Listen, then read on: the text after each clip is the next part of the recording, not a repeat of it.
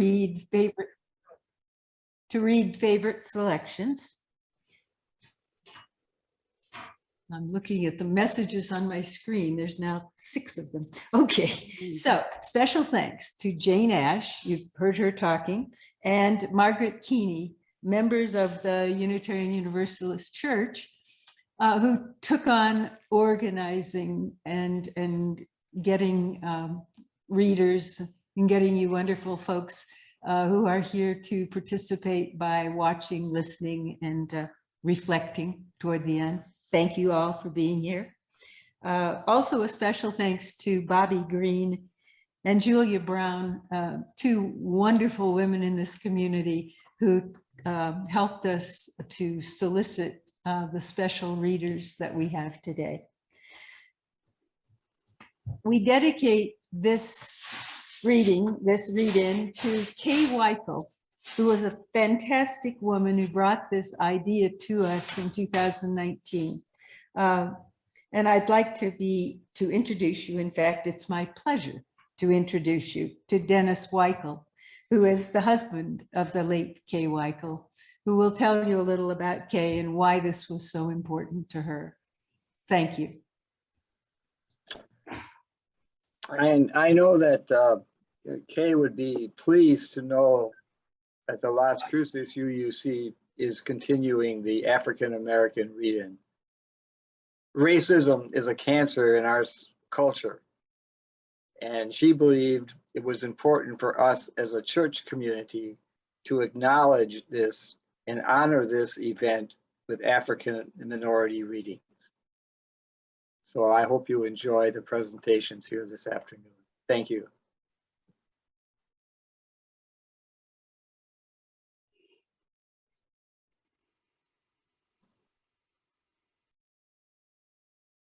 Good afternoon. Thank you for inviting me to share my thoughts with you on your reading. I almost have to laugh when I think of we're celebrating reading when African Americans, most of us who were brought here in chains, were certainly denied the fact that they could read. Why? Reading is knowledge. And for some reason, they did not want us slaves to have knowledge. But the Civil War came and ended slavery. It also ended the ban that we could not read. And in less than 200 years, we've been running to try to catch up. The other part of the nation had 245 years on us. So we had to run fast. And I do believe that we did run fast. When I think of going to a segregated school and then listening to a man who was the head of the education department, that's a long jump in 157 years. I didn't realize until I was thinking of this talk that it had only been 157 years. No wonder there were people who didn't recognize their name or who could not write their name. It was no wonder that so many people were enrolled in schools where they could learn to read. And they learned other things too. Most of the churches took pride in teaching those that had been denied the right to read. In running fast, I not only have to recognize the fact that we're not only reading, we're writing. Look at the books that are out by Black authors. It's amazing. Look at the fact that we have had a poet at our inauguration of not one but two of the presidents. Maya Angelou and President Clinton, uh, Amanda Gorman, I believe her name is, that was for Biden's inauguration. We're running and running fast, as I do say. We've got people in top offices all around the nation and in the nation's capital, in the nation's Congress. There's one even on the Supreme Court. So we're represented everywhere. We ran and ran fast. But now, reading seems to be a problem for not only Black people, but all of Americans. It's amazing that people don't want to read. But then when you think about it, maybe it's not so amazing. There's television, there's notebooks, tablets, all kinds of things giving us all the information we could probably want. There are stations which give us all of the pictures we want. We don't have to go to the moving picture show anymore. We can just look at our tablets at home, which is a good thing since we have the pandemic going.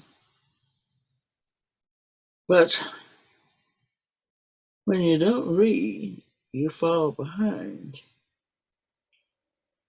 And even though the Black people have made such strides that I just talked about, all of us are not making strides when we are compared in other areas such as science and mathematics. We don't seem to measure up. We're always 20% behind, 15% behind. And we say, oh, we've got to increase our science classes. We've got to increase our math classes. We have to catch up. Well, I'm saying, I'm not sure that we're going about this in the right way. I don't think I'd want science crammed down me. So I don't think it's going to work on this nation at this point, where young people are an instant young people. They want everything right now, yesterday if possible. And so when you talk about cramming science down, cramming math down to try to catch up with other nations, it doesn't ring the right bell with me. I think since we know that everything starts with reading, we need to increase reading. And by that, I don't mean that we don't have enough math in the schools, we don't have enough science in the schools for the students to read to catch up. I think we have plenty of it. And I'll bet it's up to date.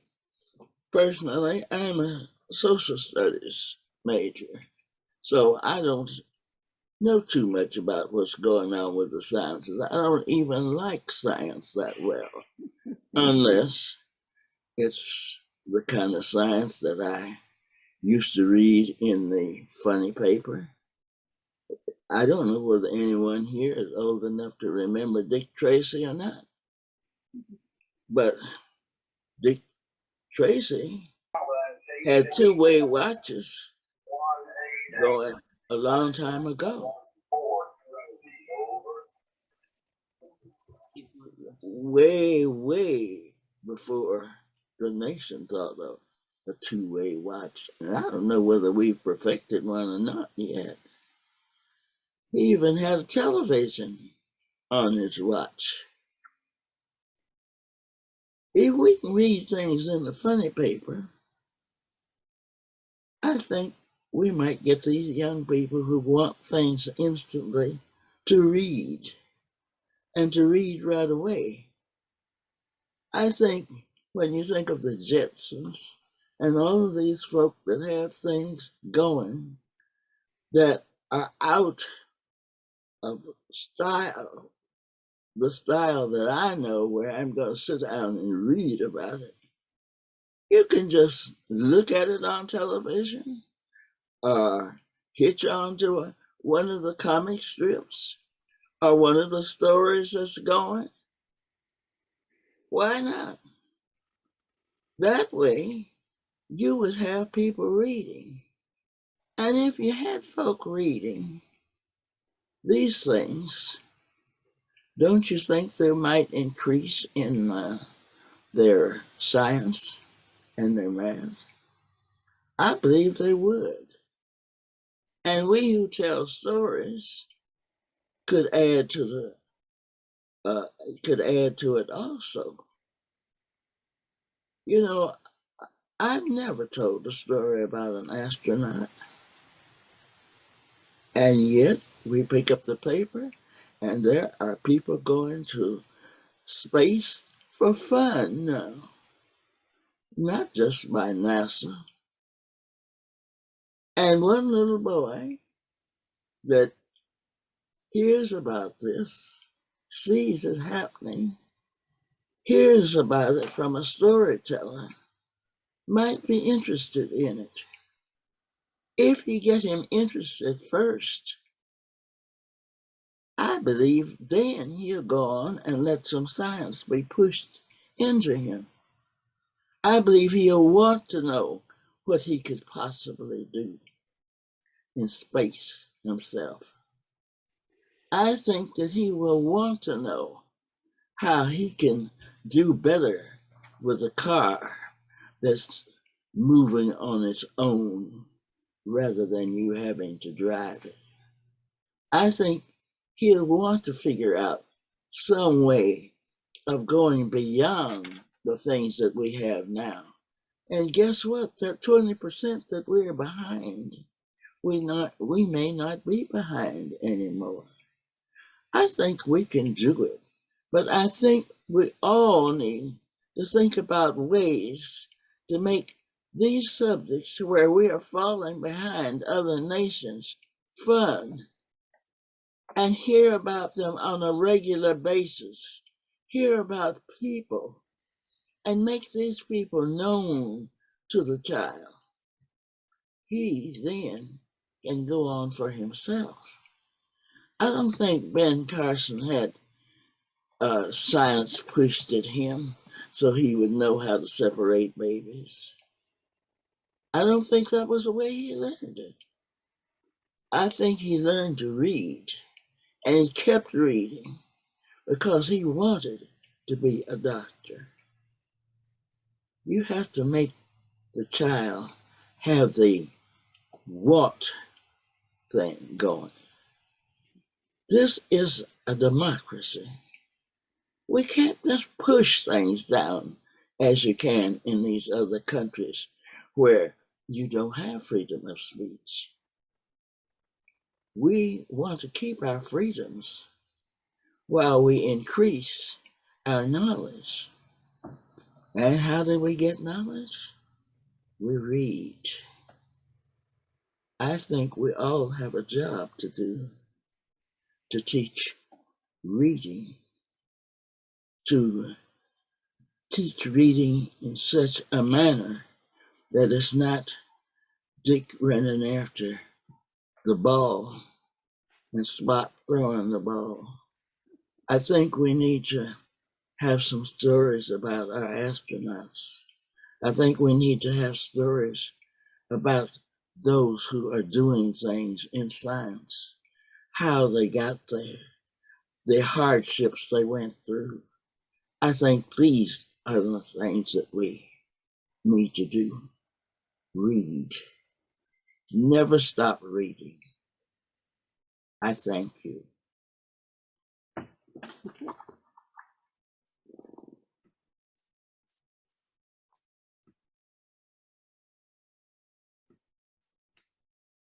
Thank you for this opportunity to be with you here today. When day comes, we ask ourselves, where can we find light in this never-ending shade? The loss we carry, a sea we must wade. We've braved the belly of the beast. We've learned that quiet isn't always peace. And the norms and notions of what just isn't always justice. And yet the dawn is ours. Before we knew it, somehow we do it. Somehow we've weathered and witnessed a nation that isn't broken, but simply unfinished. We, the successors of a country and a time where a skinny Black girl descended from slaves and raised by a single mother can dream of becoming president only to find herself reciting for one.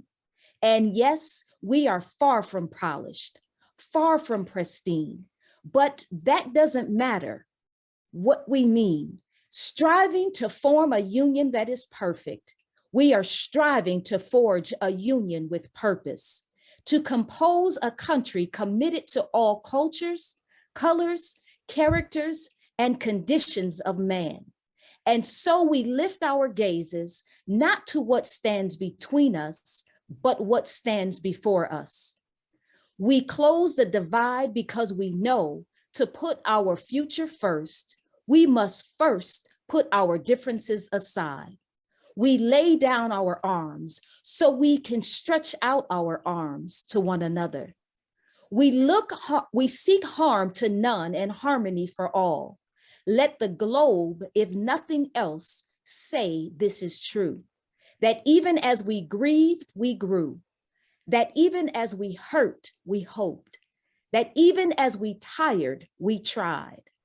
That we'll never forget, that we'll forever be tied together, victorious, not because we will never again know defeat, but because we will never again sow division.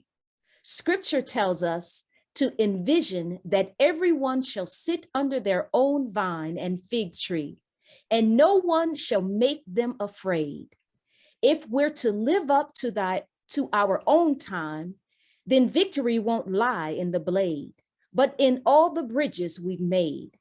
That this is the promise to glade, the hill we climb. If only we dare. It's because being American is more than a pride we inherit. It's the past we step into and how we repair it. We've seen a force that would shatter our nation rather than share it, would destroy our country if it meant delaying democracy. And this effort very nearly succeeded. But while democracy can be periodically delayed, it can never be permanently defeated. In this truth, in this faith we trust. For while we have our eyes on the future, history has its eyes on us. This is the era of just redemption we feared at its inception. We did not feel prepared to be the heirs of such a terrifying hour, but within it we found power to author a new chapter, to offer hope and laughter to ourselves. So while we once asked, how could we possibly prevail over catastrophe? We now assert, how could catastrophe possibly prevail over us? We will not march back to what was, but move to what shall be, a country that is bruised but whole, benevolent but bold, fierce and free. We will not be turned around or interrupted by intimidation, because we know our inaction and inertia will be the inheritance of the next generation. Our blunders become our burdens. But one thing is certain: if we merge mercy with might, and might with right, then love becomes our legacy and change our children's birthright. So let us leave behind a country better than the one we were left with. Every breath from my bronze pounded chest, we will raise a wounded world into a wondrous one. We will rise from the gold-limbed hills of the West. We will rise from the wind-spent Northeast, where our forefathers first realized revolution. We will rise from the lake-rimmed cities of the Midwest states. We will rise from the sun-baked South, and we will rebuild, reconcile, and recover. And every known nook of our nation and every corner of our country, our people, diverse and beautiful, will emerge, battered and beautiful. When day comes, we step into the shade, aflame and unafraid. The new dawn blooms as we free it, for there is always light, if only we're brave enough to see it. If only we're brave enough to be it. Thank you.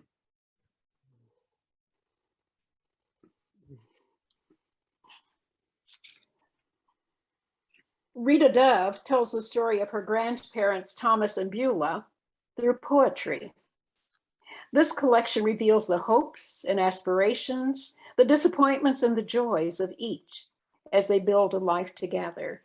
This takes place during the period of the Great Migration from the South into the industrial cities of the North.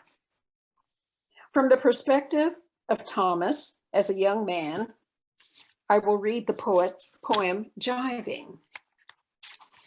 Heading north, straw hat cocked on the back of his head, tight curls gleaming with brilliantine.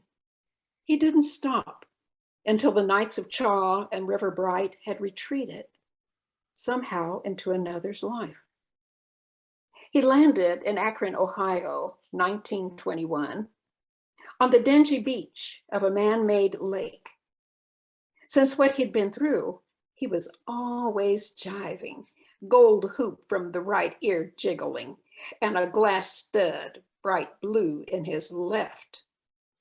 The young lady saying, "He sure plays that tater bug like the devil," sighing their sighs and dimpling. 40 years later, we see Thomas now living in the big industrial city. His poem, the poem Aurora Borealis, recalls this. This far south, such crippling radiance. People surge from their homes onto the streets, certain this is the end. For it is 1943 and they are tired. Thomas walks out of the movie house and forgets where he is. He is drowning and the darkness above him spits and churns. What shines through is a thought which has lost its way. Helpless, it hangs and shivers like a veil. So much for despair, Thomas. Go home. And now we turn to Beulah. And in through her voice, expressing her disappointments, her hopes, and her desires, the images of maternity and domesticity are expressed in these words in the poem Daystar. She wanted a little room for thinking, but she saw diapers steaming on the line, a doll slumped behind the door. So she lugged a chair behind the garage to sit out the children's naps. Sometimes there were things to watch, the pinched armor of a vanished cricket, a floating maple leaf. Other days she stared until she was assured when she closed her eyes, she'd see only her own vivid blood. She had an hour at best before Liza appeared pouting at the top of the stairs. And just what was Mother doing out back with the field mice? Why, building a palace? Later that night, when Thomas rolled over and lurched into her, she would open her eyes and think of the place that was hers, or an hour where she was nothing, pure nothing in the middle of the day. And then we have the poem, Sunday Greens. That certainly gives us the feeling and also the aroma of a Sunday in the home of Thomas and Beulah. She wants to hear wine pouring. She wants to taste change. She wants pride to roar through the kitchen till it shines like straw. She wants lean to replace tradition. Ham hocks knock in the pot, nothing but bones, each with its bracelet of flesh. The house stinks like a zoo in summer, while upstairs her man sleeps on, robe slung over her arm and the cradled hymnal. She pauses, remembers her mother in a slip lost in the blues, and those collards wild-eared singing. Thank you.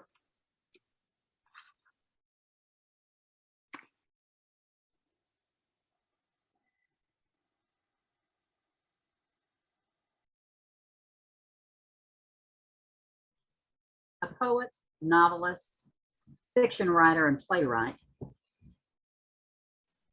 Langston Hughes is known for his insightful, colorful portrayals of Black life in America from the 20s through the 60s, and was important in shaping the artistic contributions of the Harlem Renaissance. The words of this poem are even more true and critical today than when it was written in 1935 during the Great Depression and published the next year in Esquire magazine. Let America be America again. Let it be the dream it used to be. Let it be the pioneer on the plain, seeking a home where he himself is free. America never was America to me. Let America be the dream the dreamers dream. Let it be that great strong land of love, where never kings connive nor tyrants scheme, that any man be crushed by one above. You see, it never was America to me.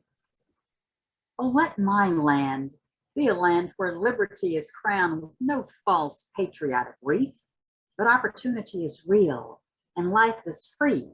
Equality is in the air we breathe. You know, there's never been equality for me nor freedom in this homeland of the free. Say, who are you there that mumbles in the dark? And who are you that draws your veil across the stars? I am the poor white, fooled and pushed apart. I am the Negro bearing slavery scars. I am the red man driven from the land.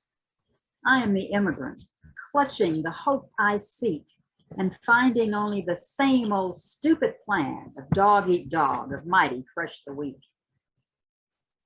I am the young man full of strength and hope, tangled in that ancient endless chain of profit, power, gain, of grab the land, of grab the gold, of grab the ways of satisfying need, of work the men, of take the pay, of owning everything for one's own greed. I am the farmer, bondsman to the soil. I am the worker, soul to the machine. I am the Negro, servant to you all. I am the people, worried, hungry, mean, hungry yet today, despite the dream, beaten yet today. Oh, pioneers, I'm the man who never got ahead, the poorest worker bartered through the years. Yet, I'm the one who dreamt our basic dream and that old world while still a serf of kings, who dreamt a dream so strong, so brave, so true, that even yet its mighty daring sings in every brick and stone, in every furrow turned, in every thing that's made America the land it has become. Oh, I'm the man who sailed those early seas in search of what I meant to be my home. For I'm the one who left dark Ireland's shore and Poland's plain and England's grassy lea, and torn from black Africa's strand, I came to build a homeland of the free. Free? Who said the free? Not me. Surely not me. The millions on welfare today? The millions shot down when we march or strike? The millions who have nothing for their pay? For all the dreams we've dreamed, all the songs we've sung, all the hopes we've held, all the flags we've hung, the millions who have nothing for their pay, except the dream which is almost dead. Oh, let America be America again. The land that never has been yet, and yet must be. The land where every man is free. The land that's mine, the poor man's, Indians, Negroes, me, who made America, whose sweat and blood, whose faith and pain, whose hand at the foundry, whose plow in the rain, must bring back our mighty dream again. Sure, call me any ugly name you choose, but the steel of freedom does not stain. From those who live like leeches on the people's lives, we must take back our land again, America. Oh yes, I say it plain. America never was America to me, and yet I swear this oath, America will be. Out of the rack and ruin of our gangster death, the rape and rot of graft and stealth and lies, we the people must redeem the plants, the mines, the mountains, the rivers, and the endless plain, all the stretch of these great green states, and make America again. Thank you.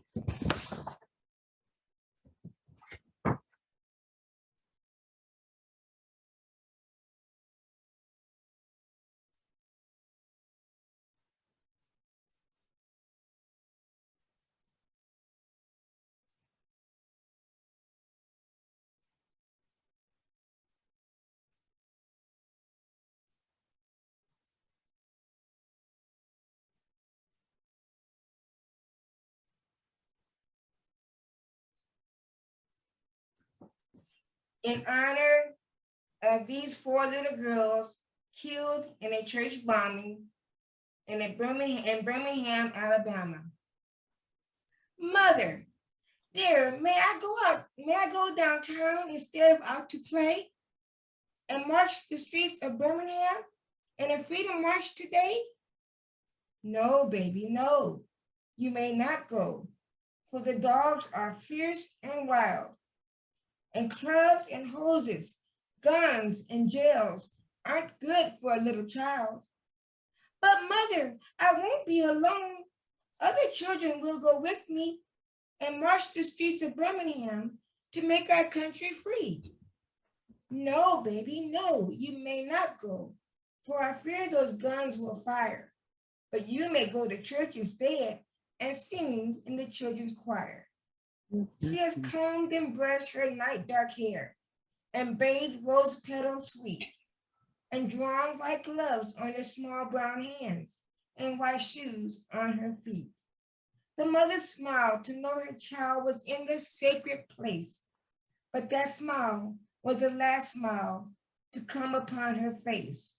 For when she heard the explosion, her eyes grew wet and wild.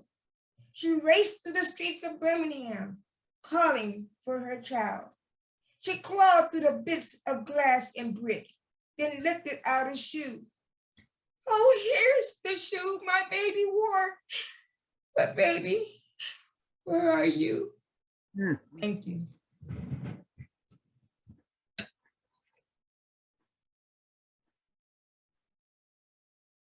I never expected to live as long as I have. Up in heaven, my mother must be laughing and shaking her head in between watching reruns of The Guiding Light. Of her 3 young'uns, I was the one who wasn't supposed to make it. I was the child who came here with the bald head and murmuring heart, the babe she and father hovered over.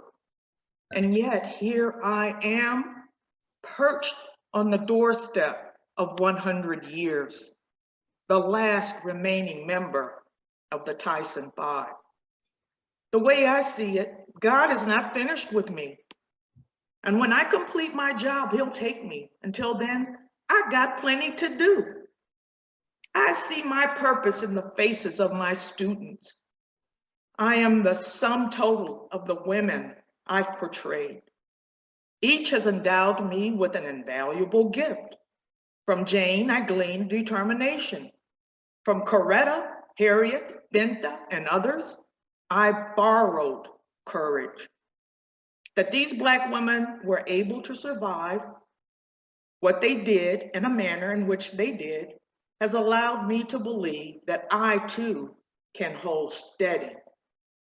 My existence is tied up in theirs. My remaining purpose is also connected to this surreal season in our world. I'm here, as we all are, to meet this moment. Like you, I feel the time shifting even as we are standing in them. I sense history stirring and moaning. I've lived through 16 presidents, witnessed movements come and go. Seldom have I felt so strongly that our nation is at a turning point. The COVID pandemic has claimed hundreds of thousands of lives, far too many of them Black. The disease has laid bare the structural inequities that have always existed for us. It's not by accident that we always find ourselves languishing near the bottom of the social caste system.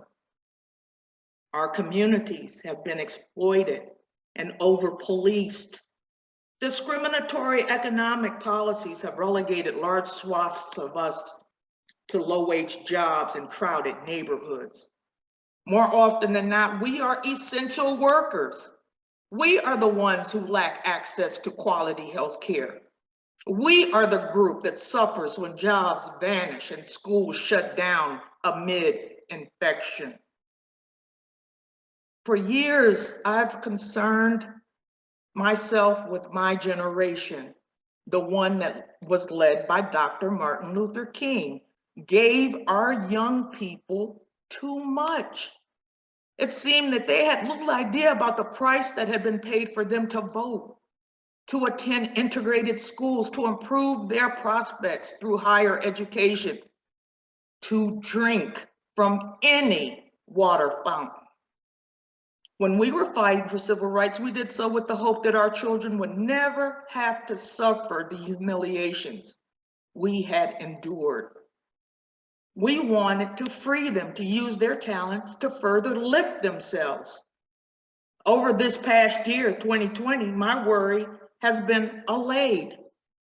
I am heartened by the response of our young people, how they have risen en masse to demand more, how they have organized to make our voices heard at the ballot box, how they are impassioned, knowledgeable, and fierce. They are linking arms with those who want to join us on the front lines. And to my delight, they are taking on Dr. King's mantle and soldiering forward. The recent racial reckoning is but a comma in a centuries-long sentence. A pause during which many for the first time have awakened to the horror of Black genocide. And I choose those words intentionally because over and over throughout history, attempts have been made to extinguish us in one way or another. That Americans of all races are now focused on the massacre is indeed progress. If history and human nature are reliable measures, this window won't be open long. And as it closes, I find myself wondering what will become of Black people and of Black women in particular. This has been my chief concern all of my career. My dear children, whether or not we recognize it, you and I are born into a legacy of trauma. Just as surely as we have inherited our foreparents' resilience, the wound festering for centuries morphs frequently in appearance. It has traversed through the woods and swamps, navigated in darkness from the south to the north, and presented itself right here in the present. Upon arrival, it looked like a whole lot of fortitude, which it is, but beneath that brave face is another, one bruised and ailing, bloodied by the indignations of the journey. My ultimate remedy, as I see it, is supernatural. I look daily at age 95 toward heaven for restoration, for spiritual healing. My identity is not rooted in our history, grievous and glorious as it is, but it is grounded in my designation as a child of God. I am a daughter of the great physician. In his care, I find a cure. So say Cicely Tyson this year, 2022, for African American History Month. I thank you.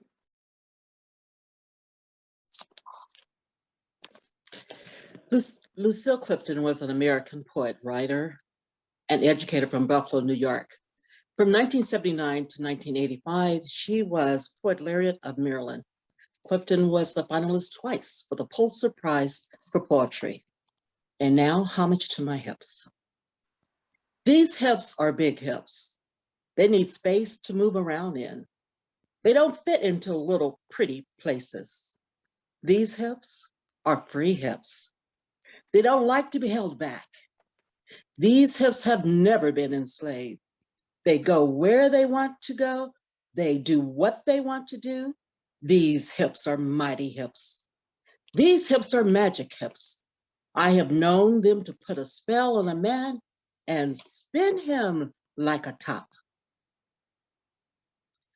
Won't you celebrate with me what I have shaped into a kind of life? I had no model. Born in Babylon, both non-white and woman. What did I see to be except myself? I made it up. Here on this bridge between starshine and clay, by one hand holding tight, my other hand. Come celebrate with me that every day something has tried to kill me and has failed. Thank you.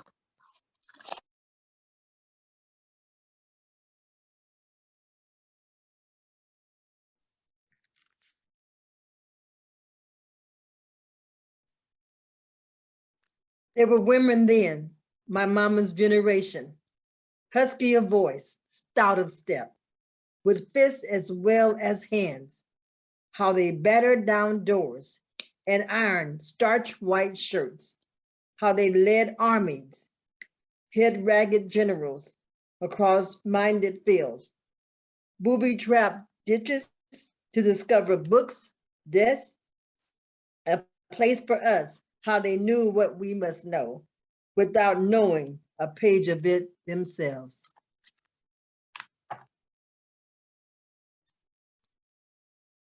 Ansu has a head full of stories. Ansu has a whole heart full of stories. Summer nights on the front porch, Ansu cuddles a brown-faced child to her bosom and tells him stories. Black slaves working in the hot sun, and Black slaves working in the dewy night, and Black slaves singing sorrow songs on the banks of a mighty river, mingle themselves softly in the flow of Aunt Sue's stories, mingle themselves softly in the dark shadows that cross and recross Aunt Sue's stories. And the dark-faced child listening knows that Aunt Sue's stories are real stories. He knows that Aunt Sue never got her stories out of any book at all, but that they came right out of her own life. The dark-faced child is quiet of a summer night, listening to Unsu stories. Thank you.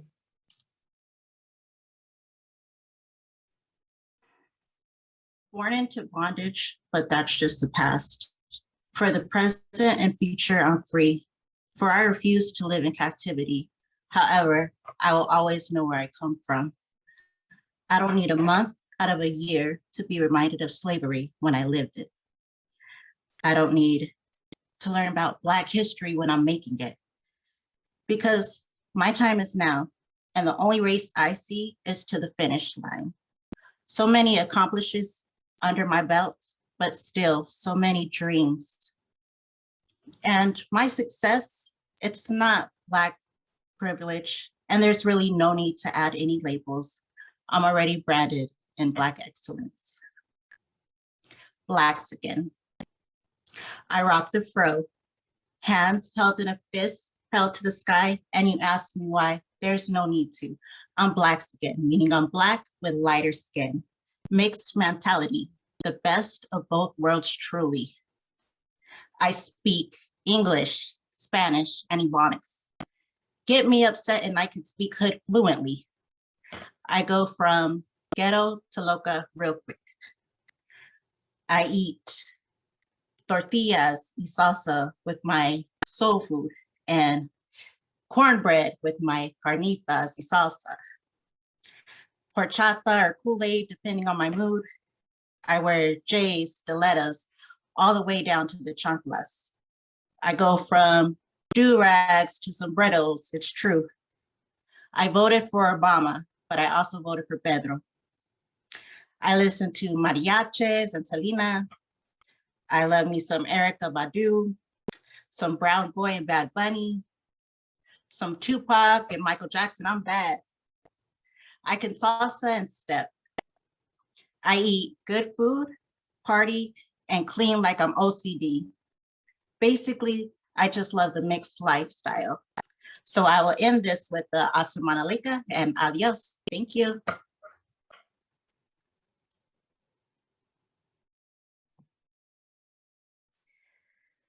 Racism works in convoluted ways. The employers who thought they were complimenting Black people by stating their preference for them over whites were arguing in reality that menial servants, slaves to be frank, were what Black women, Black people were destined to be. Another employer described her cook as very industrious and careful, painstaking. She's a good, faithful servant and very grateful. Of course, the good servant is always faithful, trustworthy, and grateful. U.S. literature and popular media in this country furnish numerous stereotypes of the Black woman as faithful, enduring servant. Racism and sexism frequently converge, and the condition of white women workers is often tied to the oppressive predicament of women of color. Thus, the wages received by white women domestics have always been fixed by the racist criteria used to calculate the wages of Black women servants. Immigrant women compelled to accept household employment earn little more than their Black counterparts. As far as their wage earning potential was concerned, they were closer by far to their Black sisters than to their white brothers who work for a living. If white women never resorted to domestic work unless they were certain of finding nothing better, Black women were trapped in these occupations until the advent of World War II. Even in the 1940s, there were street corner markets in New York and other large cities, modern versions of slavery's auction block, inviting white women to take their pick from the crowds of Black women seeking work. New York could claim about 200 of these slave markets, many of them located in the Bronx, where almost every corner above 167th Street was a gathering point for Black women seeking work.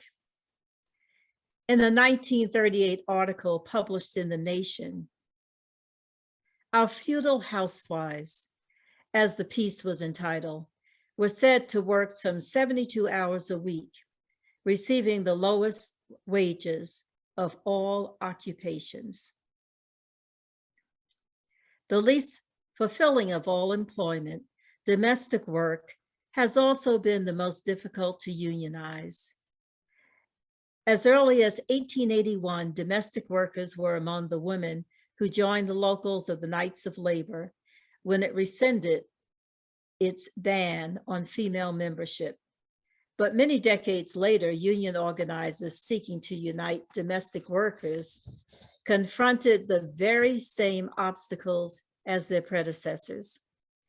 Dora Jones founded and led the New York Domestic Workers Union during the 1930s. By 1939, 5 years after the union was founded, only 350 of 100,000 domestics in the state had been recruited. Given the enormous difficulties of organizing domestics, however, this was hardly a small accomplishment. And I go to the last page of this chapter. Black women's desperate economic situation. They perform the worst of all jobs and are ignored to boot, did not show signs of change until the outbreak of World War II. On the eve of the war, according to the 1940 census, 59.5% of employed Black women were domestic workers, and another 10.4% worked in non-domestic service occupations. Since approximately 16% still worked in the fields, scarcely 1 out of 10 Black women workers had really begun to escape the old grip of slavery. Even those who managed to enter industry and professional work had little to boast about, for they were consigned, as a rule, to the worst paid jobs in these occupations. When the United States stepped into World War II and female labor kept the war economy rolling, more than 400,000 Black women said goodbye to their domestic jobs. At the war's peak, they had more than double their numbers in industry. But even so, and this qualification is inevitable, as late as 1960, at least 1/3 of Black women workers remain chained to the same old household jobs, and an additional 1/5 were non-domestic service workers. In a fiercely critical essay entitled The Servant in the House, W.E.B. Du Bois argued that as long as domestic service was the ride and rule for Black people, emancipation would always remain a conceptual abstraction. My mother, my grandmother, my great-grandmother, and probably more before, were all domestic workers. I dedicated this reading to them in honoring them, but also for giving me the opportunity of education so that I did not have to step into that role of domestic work. Thank you.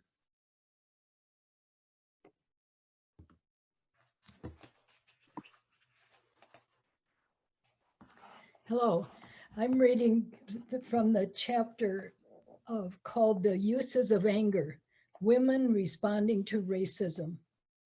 Racism, the belief in the inherent superiority of one race over all others, and thereby the right to dominance, manifest and implied. Women respond to racism. My response to racism is anger. I have lived with that anger, ignoring it, feeding upon it, learning to use it before it laid my visions to waste for most of my life. Once I did it in silence, afraid of the weight. My fear of anger taught me nothing. Your fear of that anger will teach you nothing also. Women responding to racism means women responding to anger, the anger of exclusion, of unquestioned privilege, of racial distortions, of silence, ill use, stereotyping, defensiveness, misnaming, betrayal, and co-optation. My anger is a response to racist attitudes and to the actions and presumptions that arise out of those attitudes. If your dealings with other women reflect those attitudes, then my anger and your attendant fears are spotlights that can be used for growth. In the same way, I have used learning to express anger for my growth, but for corrective surgery, not guilt. Guilt and defensiveness are bricks in a wall against which we all flounder. They serve none of our futures. Because I do not want this to become a theoretical discussion, I'm going to give a few examples of interchanges between women that illustrate these points. In the interest of time, I'm going to cut them short. I want you to know there were many more. For example, I speak out of direct and particular anger at an academic conference, and a white woman says, "Tell me how you feel, but don't say it too harshly or I can't hear you." But is it my manner that keeps her from hearing, or the threat of a message that her life may change? The Women's Studies program of a Southern university invites a Black woman to read following a week-long forum on Black and white women. "What is this week given to you?" I ask. The most vocal white woman says, "I think I've gotten a lot. I feel Black women really understand me a lot better now. They have a better idea of where I'm coming from," as if understanding her lay at the core of the racist problem. White women are beginning to examine their relationships to Black women. Yet often I feel them wanting only to deal with little colored children across the roads of childhood, the beloved nursemaid, the occasional second grade classman, those tender memories of what was once mysterious and intriguing or neutral.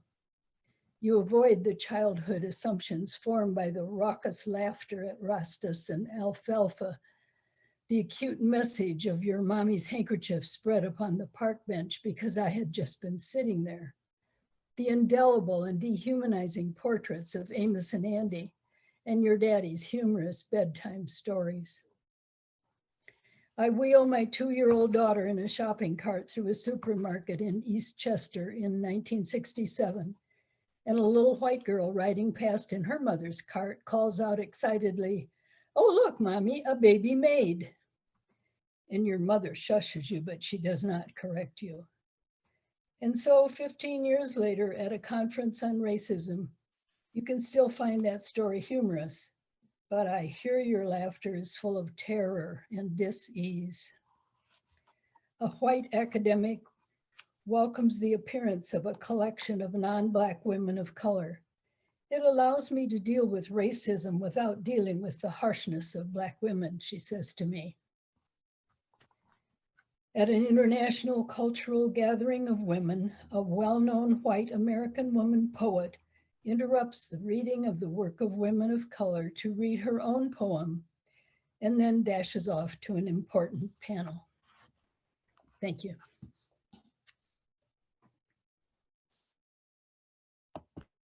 Harriet Washington begins her book with a quote of the thesis that she wants to destroy. "Nature has color-coded groups of individuals so that statistically reliable predictions of their adaptability to intellectually rewarding and effective lives can easily be made." That is William Shockley, a Nobel Prize winner. His article, "Models, Mathematics, and the Moral Obligation to Diagnose the Origin of Negro IQ Deficits," a 1971 article. in the review of educational research. So that is the hated doctrine that this book is directed against. The hereditarian doctrine that genes cause this 15-point deficit on IQ averages. Today, the hereditarian agenda still drives the fevered debate about intelligence, or to be more precise, about IQ. Accusations of racism and political correctness fly in reaction to each provocative new headline on race and IQ. These headlines are and also too much of the scientific discourse dwell on the 15-point gap between the average scores of US whites and African Americans. Much hand-wringing ensues. What can be done? Are interventions futile? In the end, this very public and political drama drives the false perception that genetics is the chief factor determining IQ. So she sets to her destruction of it. Consider that in 1924, the United States closed another 15-point IQ gap with a single cheap step. We added iodine to salt. The government didn't set out to increase IQ. That was a happy accident, the consequence of a program intended to address nutritional deficiency diseases, chiefly goiters, that are caused by insufficient iodine in the diet. During World War II, when a new crop of Air Force recruits was tested, scientists noticed a pattern. Men from low iodine areas, places where your water doesn't contain what you need, showed the improved thyroid health from the salt, scored substantially higher on the intelligence test. It turns out that iodine deficiency is an unrecognized cause of mental retardation. So salt closed a 15-point gap in IQ. Approximately 60,000 industrial chemicals commonly used in the United States have never been tested for their effects on humans. Lead poisoning has now cost our country a staggering $50 billion, but it has also cost our nation something far more precious, 23 million lost IQ points every year.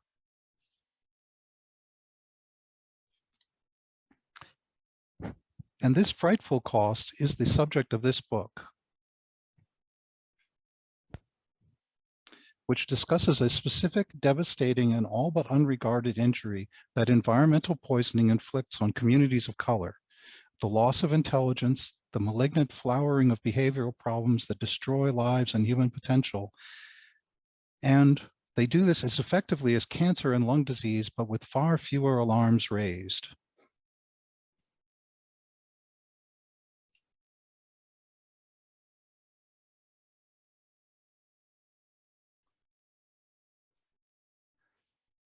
As early as the 1880s, scientists realized that lead plumbing was poisoning our water. By the 1920s, many cities and towns had passed statutes that banned or sharply restricted the use of lead pipes, but the lead industry, notably the Lead Industries Association, LIA, pushed back. Their vigorous educational campaigns sought to rehabilitate lead's image, muddying the waters by extolling the supposed virtues of lead over other building materials. It published flooring guidelines and dispatched expert lecturers to tutor architects, water authorities, plumbers, federal officials, all to tell them on the science of how to repair and safely install lead pipes. While the LIA staff published books and papers and gave lectures to architects on water, they downplayed lead's dangers. Over succeeding decades, the hazard was gradually forgotten, and early exercise in industry's skill in manufacturing doubt regarding environmental poisoning. This would not be the last such success, and as a result, the contribution of lead pipes to the nation's lead poisoning crisis continues in Flint, Michigan, and beyond. As early as 1900, Sherwin-Williams, in their own newsletter, declared that lead was a deadly cumulative poison. In 1904, Sherwin-Williams' own in-house magazine described lead as poisonous in a large degree, both for workmen and for the inhabitants of a house. The poison nature of lead paint was well known from the beginning. Safe, lead-free alternatives like ethanol and unleaded house paint were also available from the beginning, but the LIA's aggressively deceptive marketing efforts in the early 20th century made lead paint popular among homeowners and landlords. For more than half a century, the Lead Industries Association internally acknowledged lead's toxicity while publicly casting doubt on its dangers.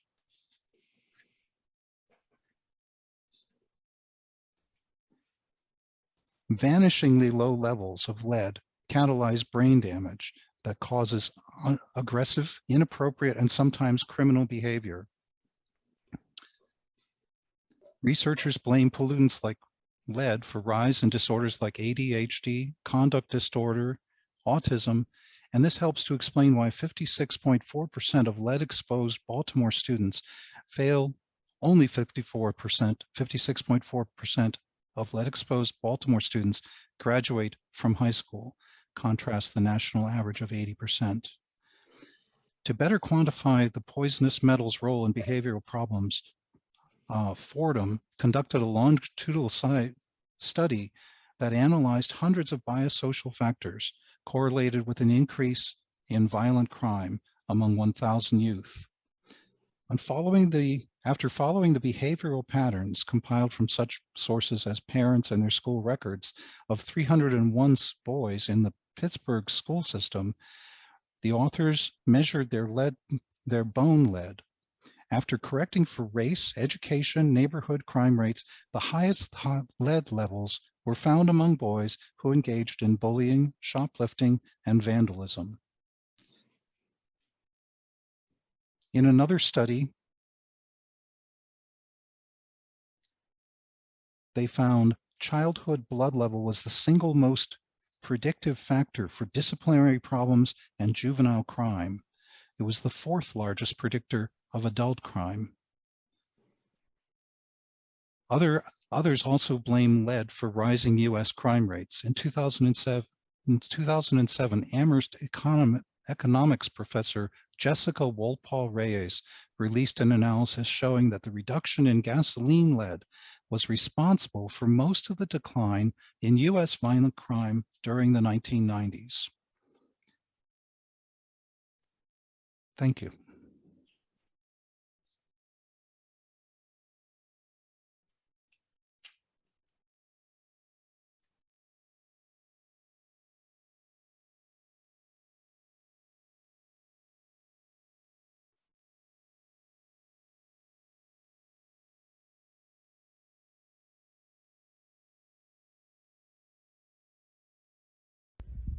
Hi, my name is Owen. I'm going to be reading a poem from Tupac. In the event of my demise, when my heart can beat no more, I hope I die for a principle or a belief I have lived for. I will die before my time because I feel the shadow's depth, so much I wanted to accomplish before I reach my death. I have came to grips with possibility. I wiped the last tear from my eyes. I love all who were positive in the event of my demise. Thank you. Hi, I'm Melva Thomas, and I'll be reading Harlem by Langston Hughes. What happens to a dream deferred? Does it dry up like a raisin in the sun? Or fester like a sore and then run? Does it stink like rotten meat, or crust and sugar over like a syrupy sweet? Or does it just sag like a heavy load? Or does it explode? Hello, my name is Walden Thomas, and I'll be reading a poem by Muhammad Ali. Think the world was shocked when Nixon resigned? Just wait till I beat George Foreman's behind. Float like a butterfly, sting like a bee. His hands can't hit what his eyes can't see. Now you see me, now you don't. George thinks he will, but I know he won't. I done wrestled with an alligator, I done tussled with a whale. Just last week, I murdered a rock, injured a stone, hospitalized a brick. I'm so mean, I make medicine sick. Thank you very much. Hi, I'm Savannah. The following is an excerpt from African-American journalist and newspaper editor Ludlow W. Werner, who in 1943 wrote about the frustration facing Black Americans during World War II. I am an American, but I cannot, if I want to, enlist in the United States Marine Corps. I am an American, but I cannot, if I want to, join the Navy except as a cook, messman, or kitchen scullion. I am an American, but if I am drafted, I must be sent to a Negro regiment for service. I am an American, but if I live in the Southland, I cannot vote in primary elections and I must pay a poll tax. I am an American, but if I live in the Southland, I cannot go into a first-class department store and try on a hat or suit of clothes before I buy it. I am an American, but if I live in the nation's capital, I must go to a Negro school. I am an American, but if I live in the nation's capital, I cannot go to a movie house. I am an American, but if I live in the nation's capital, I cannot attend concerts in the Dar Hall. I'm an American, but if I live in New York City, I pay higher rents and live in more squalid quarters than other citizens. I'm an American, but if I live in New York, I may not be employed, except as porter, elevator operator, or in a menial capacity for the most part. I'm an American, but if I live in New York City, I may take out membership only in the Negro YMCAs. I'm an American, but if I am a skilled worker, I may not become a member of any AFL union except in a few rare instances. I am an American, but if I am accused of a crime in the North, I am always guilty before I am tried. I am an American, but if I am accused of a crime in the South, I may not even face trial. I may be lynched. I am an American, but I am Negro. Hi, I'm Olive Tanner, and today I'll be reciting a poem by Phyllis Wheatley. She was the first female Black published poet. You know, Phyllis Wheatley wasn't her actual name, that was just the name of the ship she was taken to America on. Now, I, a Bird by Phyllis Wheatley, delicious to the taste, to which an army once did feast, sent by a hand unknown, a creature of the horned race, which Britain's royal standards grace, a gem of vivid green, a town of gaiety and sport, where beau and beauteous nymphs resort. A gallanty doth region, a Dardane hero famed of old, for beauty and youth, as they are.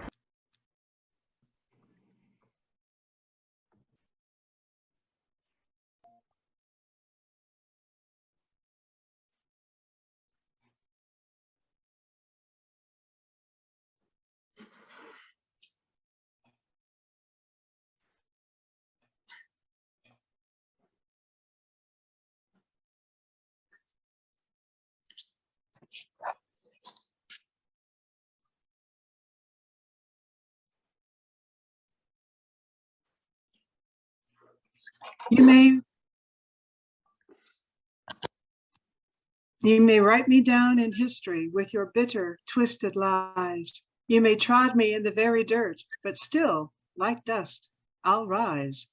Does my sassiness upset you? Why are you beset with gloom? 'Cause I walk like I've got oil wells pumping in my living room? Just like moons and like suns with the certainties of tides, just like hope springing high, still I'll rise. Did you want to see me broken? Bowed head and lowered eyes, shoulders falling down like teardrops, weakened by my soulful cries. Does my haughtiness offend you? Don't you take it awful hard? 'Cause I laugh like I've got gold mines digging in my own backyard. You may shoot me with your words. You may cut me with your eyes. You may kill me with your hatefulness, but still, like air, I'll rise. Does my sexiness upset you? Does it come as a surprise that I dance like I've got diamonds at the meeting of my thighs? Out of the huts of history's shame, I rise.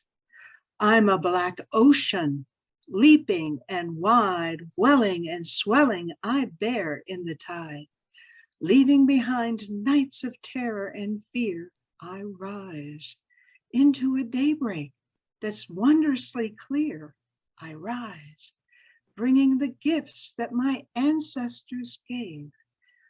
I am the dream and the hope of the slave. I rise. I rise. I rise. Thank you.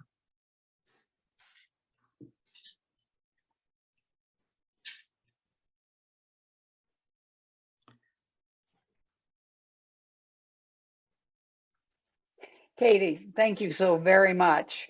We were navigating between the two screens for the video, and I'm not sure that it showed up that this is Katie Fitzgerald from the Unitarian Universalist Church sharing Maya Angelou's poem, Still I Rise.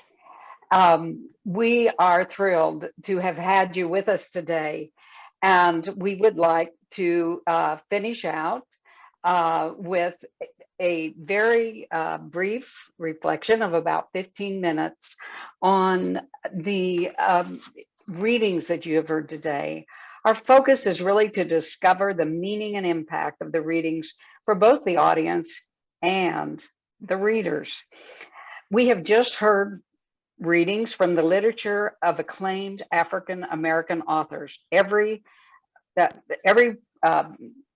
piece that was shared was written by an African American author and read by esteemed members of our academic and faith communities here in Las Cruces.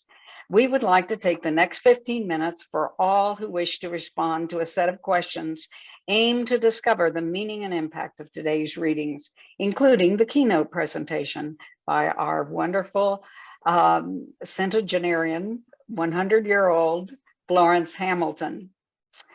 I'm going to pose in 4 different sets of questions that get at the objective, reflective, interpretive, and decisional levels of thinking about an issue or a topic. And I will start out and share the questions with you slowly. We want to be able to see everybody, so I am going to put my computer into gallery view. We have been wonderful. It has been a great honor to have an audience of many people. There were 44 people altogether, including the 12 readers and the people who came on to listen. So first of all, I want to start with this group of questions that gets at the objective level of what we have just heard. So from the readings you heard today, what word or words jumped out for you? What phrases stuck in your mind? I'm going to ask you to take a few seconds, 15, 20 seconds to think about those 2 questions. I'm going to ask everybody to unmute their microphones because we want people to jump in and share easily. We'll ask that you put your hand up when you're ready to share. I've asked Margaret Kiney and Susan Hitchka, the chair of our board of trustees, to be watching for the hands to make sure that we catch everybody, to make sure that I don't miss responses. So these are the questions again. What word or words jumped out for you? What phrases stuck in your mind as you listened to these readings?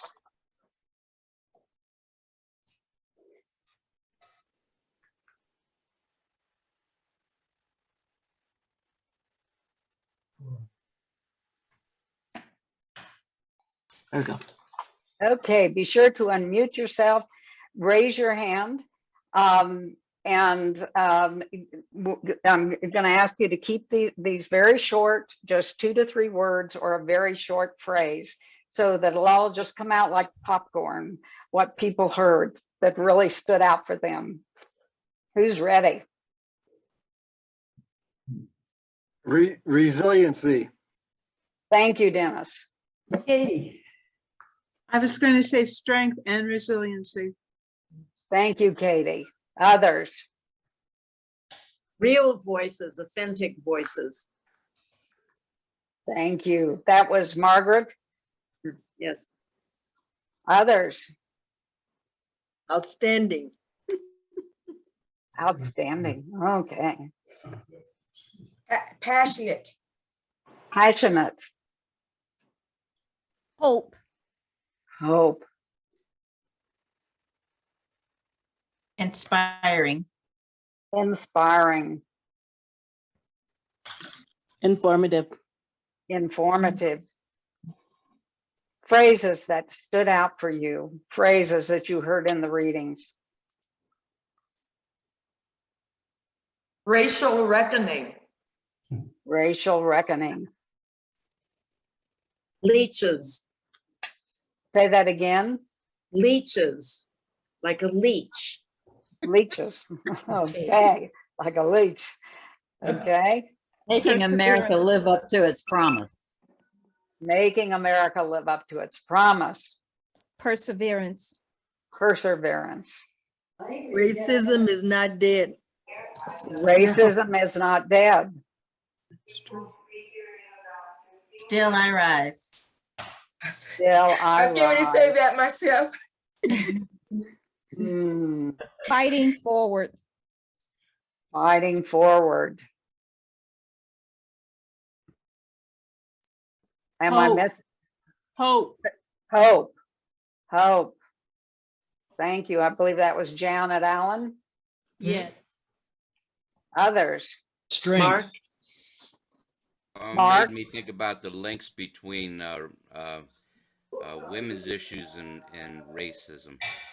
They're a complicated one, I think. Links between women's issues and racism. I think I heard Dave Rice. Two ones, pain and strength. Pain and strength. Janet Thompson. Thank you, Janet. Go ahead. For me, the power of language and lyricism to bridge the gap and forge a plan. That was who was saying that? Jan Hampton. Jan Hampton. Thank you, Jan. Are there others? Have we missed anybody? Well, I have something. These hips need room to move around.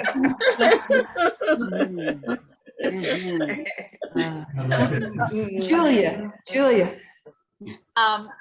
I was spellbound by Florence Hamilton's remarks, and it reminded me that reading is still fundamental. Thank you. Yes. Okay. Okay. We're going to move on to questions at the reflective level. I'm going to state the questions. Take 15, 20 seconds to jot down your thoughts. From the readings you heard today, or as you listened to the readings today, what visual pictures came to your mind? What emotions were you feeling? What associations came to mind from your own past experience? Or what was most difficult to get your mind around? I'll read those one more time. What visual pictures came to your mind? Or what emotions were you feeling? Or what associations came to mind from your own past experiences? What was most difficult to get your mind around?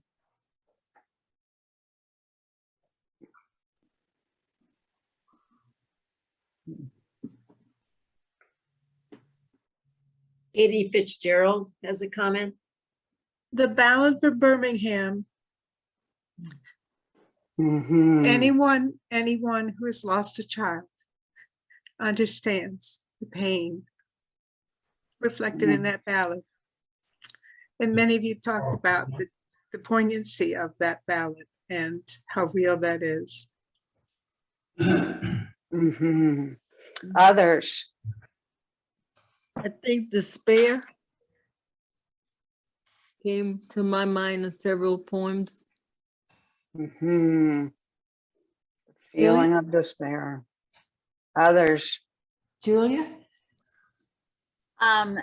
What came to mind was slavery, segregation, voter and other types of suppression, anger, despair, and resoluteness to fight on till victory is won.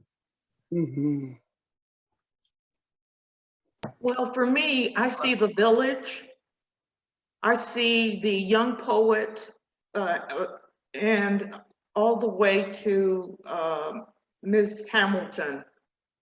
There are leaders that, women, Black women that are stepping out to fight, and the fight prevails. We must continue educating ourselves, reading, understanding what it is that we are faced with.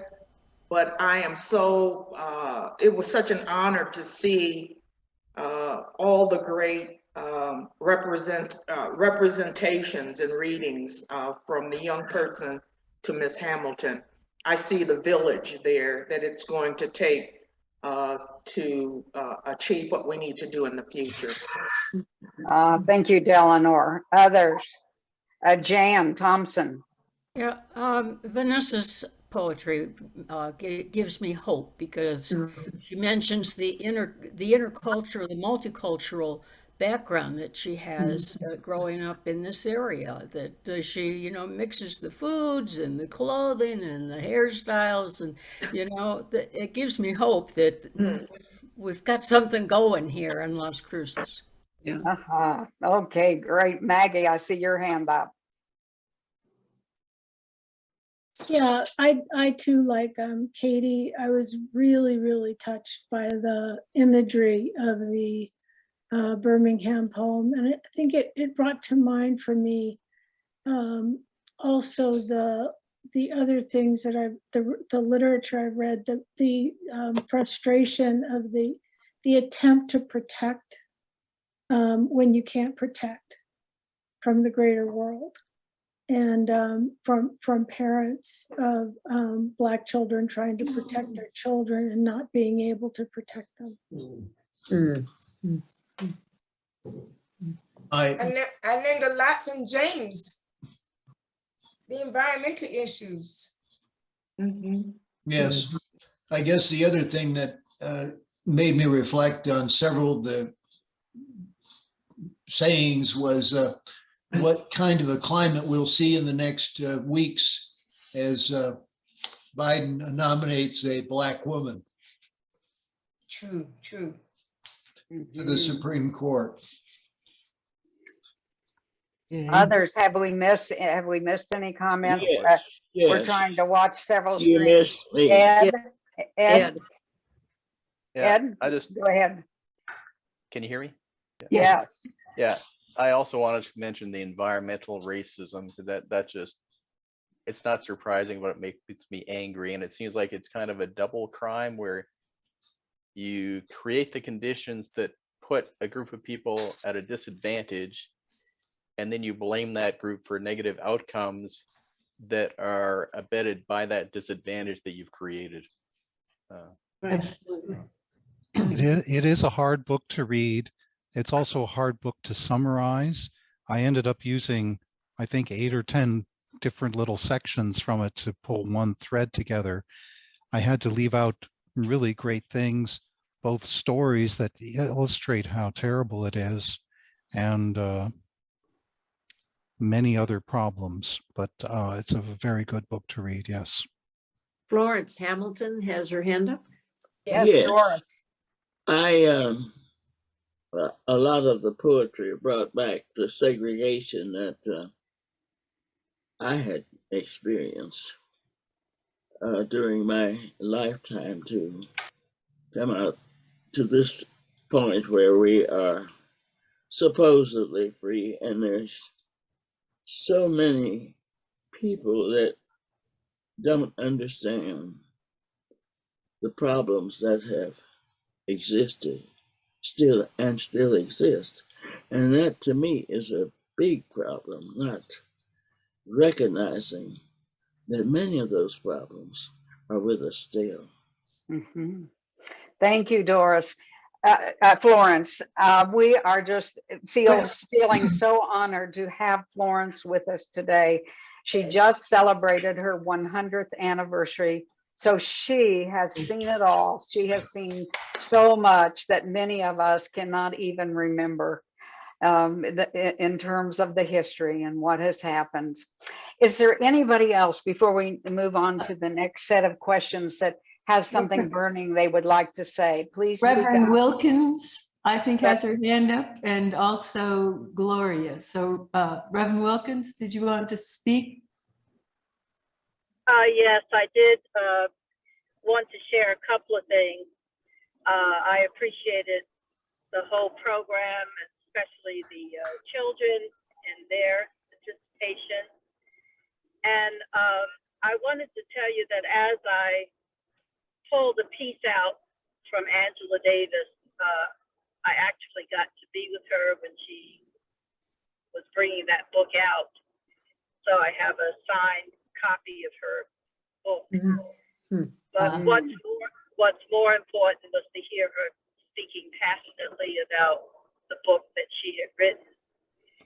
And my mother lived to 93, and my grandmother lived to 93.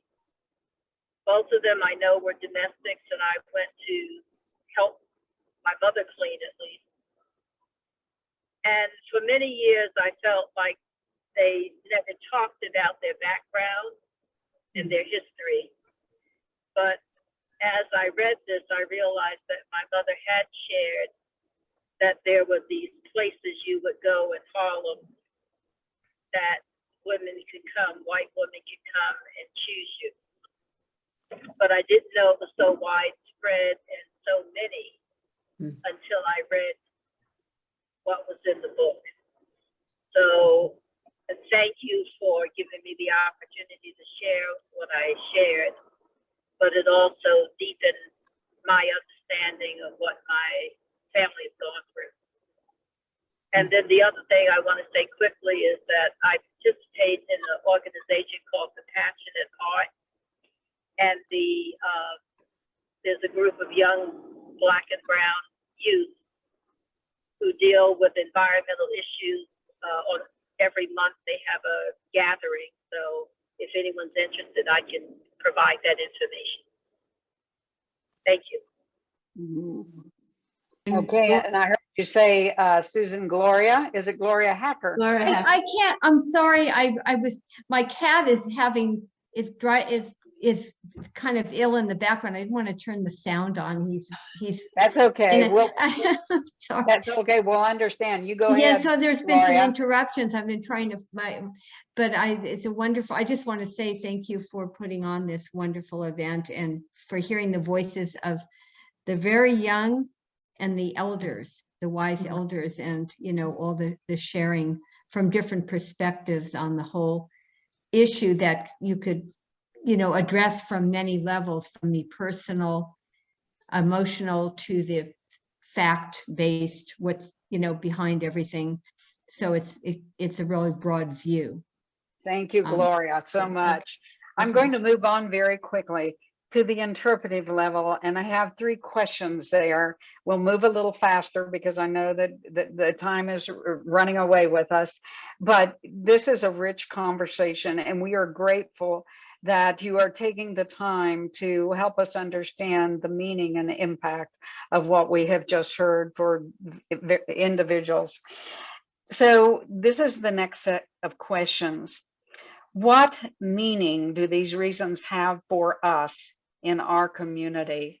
What meaning do these readings have for us in our community? What challenges will have to be overcome? Or what are some of the important decisions that will have to be made?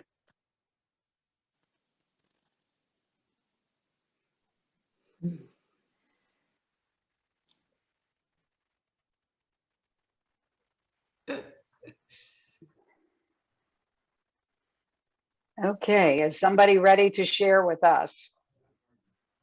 I would say working with these students at New Mexico State University and also serving on the Governor's Racial Justice Council, I would say that there are some very strong implications for covert policies and procedures that continue to serve as disparities, that bring about disparities for students of color as well as an opportunity to elevate student voice.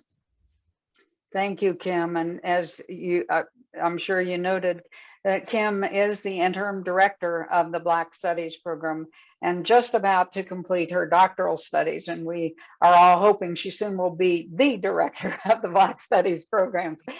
But that is a really important thing for us to hear, I think, at this time. Others who have something to share in response to those questions.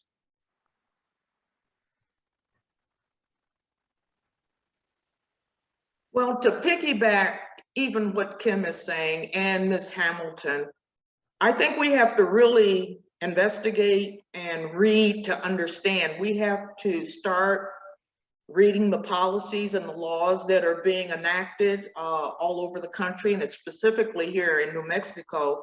And we have to find out exactly what's going on. And it begins with reading. And then we have to interpret that which we've read, and then we have to act. After we understand and really know what's going on, we have to provide more information to others to help them to understand as well. So I think that's very important, even in this time of voting rights and so forth. We really need to figure out and understand what's really going on. And it takes time to read and act. Okay. Anybody else who would like to comment before we move to our last questions? Yes, I'm hopeful that the university will implement an ethnic studies program that allows people to do these readings, to learn the truth of what's been going on, and so that we can create some teachers prepared to go into the public schools that are ahead of the university in terms of providing this information. We need teachers that can teach the curriculum that the public schools have adopted.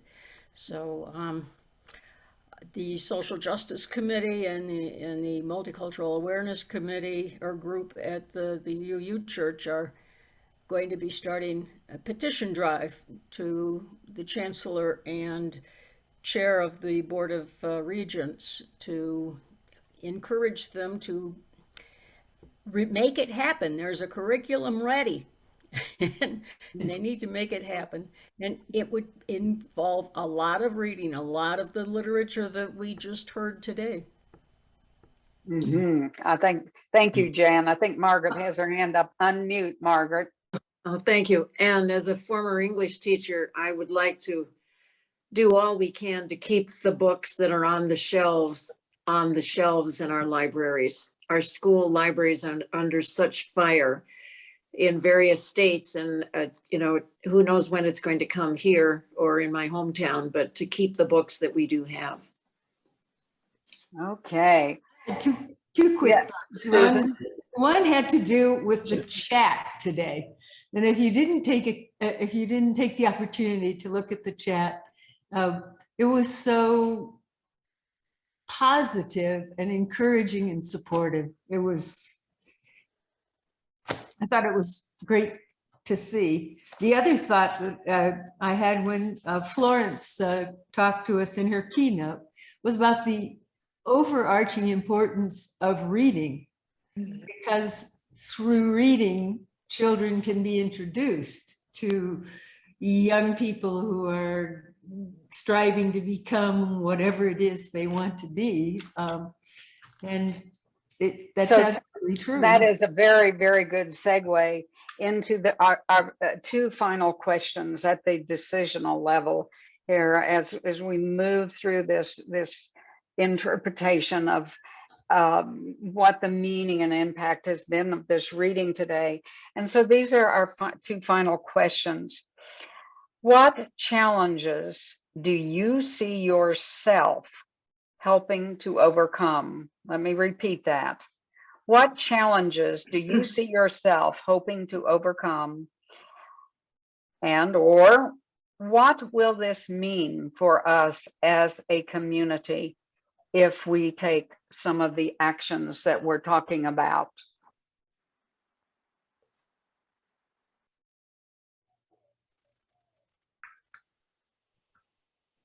Karen? Well, what I wanted to say before was about challenges that the school system has now with these children being passed from grade to grade. During this COVID time, so many children are lacking in the skills that they needed from the previous year because of the pandemic.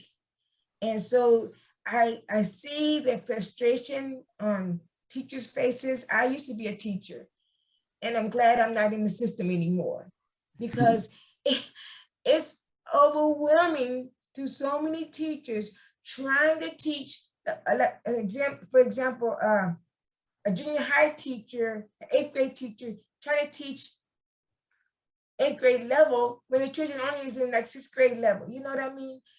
That's the challenge we have for our school system, and we are in a bad situation now with these children. Okay, thank you. Others, what challenges do you see yourself working to help overcome? And what will this mean for our community if in fact we do these things that we're talking about? Mark? I just wanted to say that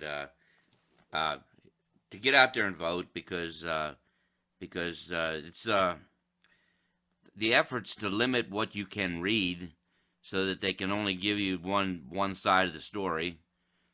The efforts to limit your ability to vote, I'm just that really concerns me. Information is important. I'm also concerned about the information flow that's going on, unregulated, completely unregulated information flow that goes on misinformation that goes on. Well, I'm gonna stop right there. Okay. Katie. Piggybacking on what Mark just said, I was a reading teacher for a couple of decades, and this notion of media literacy, calling people to, what source do you have for that statement? Where's your evidence, et cetera, but they're stating opinions as if it's fact. I think that's something that is incredibly important to our democracy, this ability to think critically about what we hear and all the information we're asked to process. And it's not necessarily a skill that's easily taught, but it's one that's incredibly important. Thank you, Katie. Others? Jane? Yes. The first step very often in losing your democracy is banning books, banning various information. And we're at that point. A lot of people are being banned, being talked about being banned. And we need to spread the word. You don't ban books. You don't ban authors. You don't ban any of these things and still claim to be a democracy. I see everybody shaking their head, Florence.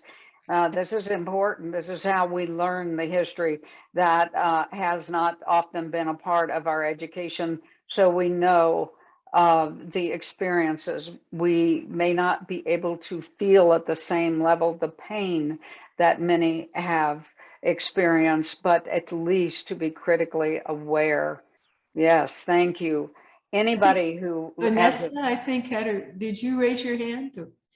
Vanessa, good. Yes. So just a quick little story.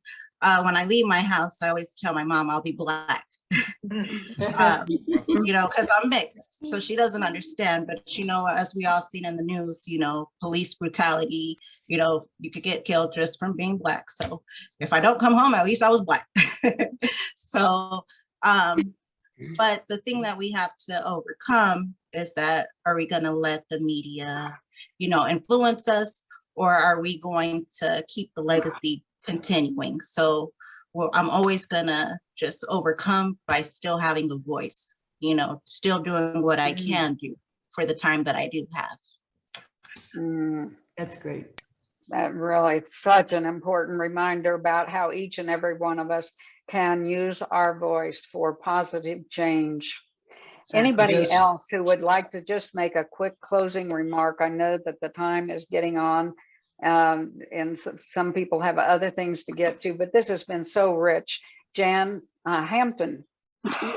I was just going to say there are two things that I see as underlying this, and I'd just like to sort of reiterate. One of them is how important it is to know our history so that we can be able to understand what was right, what was wrong, understand the context in which things occur. So as we see a recreation of these contexts, we will know then to question them, challenge them, and act. And the second thing is to listen to each other. You may have someone who has an opinion that is very different from yours, but rather than walking away and rejecting the person, try saying, that is something I was unaware of or I don't understand. Why do you think that? Where did you get your information? And engage the person rather than just rejecting the person. And I think that this can also help us build discourse that can be very, very helpful to people who have ideas that we would like to challenge. So I would like to follow up on Janet Hampton's wonderful points about things that all of us can do, ways in which we can behave to create understanding through this kind of dialogue. She talks about, what would you mean? What do you think this would mean for our community? What would be the outcome if more and more of us could engage in those practices? Anybody? I would like to say that as an emerging organizational psychologist, I think that it is extremely important to continue to speak truth to power, because lived experiences of people of color are often conveniently overlooked by those in power and those who hold the capacity to make changes. And so I often hear on our campus, that change is slow. But that only seems to apply to people of color, because when someone in power needs something, when someone, for instance, our office has been without heat for 3 weeks. That would not be acceptable in the president's and the chancellor's office. Those kinds of things would not be acceptable. And so in my role as an emerging organizational psychologist, it is my responsibility to continue to raise the awareness about the lived experiences of our students of color, faculty and staff of color, because there is no intersection between the understanding of those in power and those that are living the discriminations, the biases that are happening all across the campus. And so I know that, that means that I have to go against the grain, and so be it. I don't need a coup to stand to do what is right in what I feel professionally and personally. And so I'm committed to whatever consequences come along with that. But, I started off in 2015 as a volunteer with Black programs, and I, regardless of my title, I continue to make sure that I am elevating the voice and the needs of people of color on our campus. Wow, that is, I think, a powerful statement for us to end on. It is a challenge to all of us, and it is uplifting. Thank you all so very, very much. Susan, would you like to say a last word or two here? Susan Hitchcock. I didn't unmute. Thank you. Thank you for being here with us. Thank you for this conversation. Thank you for the wonderful readings, and Florence for your inspirational keynote. It was, I'm hoping we'll do it again, and I hope it won't take until next year. Let's find another reason. Thank you all so very, very much. Thank you. Thank you. Thank you. Goodbye. Thank you, everyone. Have a great day. Yeah. Thanks, Sarah. Thank you, Vanessa.